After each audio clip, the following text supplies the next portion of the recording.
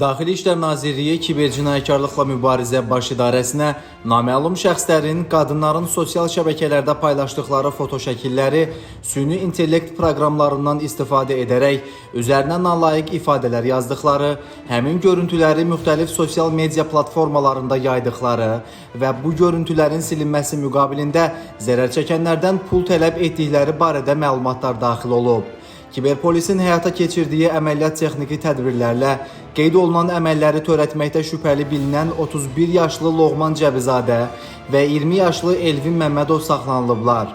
Araşdırmalarla müəyyən edilib ki, həmin şəxslər TikTok, Instagram və Telegram sosial şəbəkələrindən qadınlara məxsus fotoları süni intellekt proqramları vasitəsilə montaj edib, üzərinə təhqiramiz məzmunlu informasiyalar əlavə ediblər.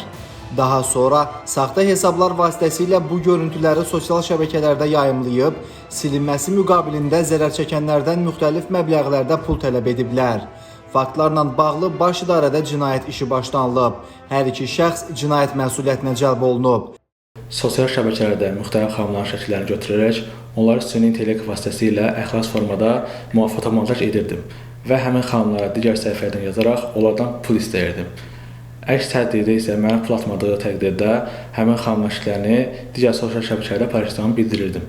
Bir daha vətəndaşların diqqətinə çatdırırıq ki, süni intellekt texnologiyalarının sürətlə inkişaf etdiyi müasir dövrdə sosial şəbəkələrdə paylaşılan foto və video görüntülər müxtəlif şəxslər tərəfindən dəyişdirilə, montaj edilə və qanunsuz məqsədlərlə istifadə oluna bilər.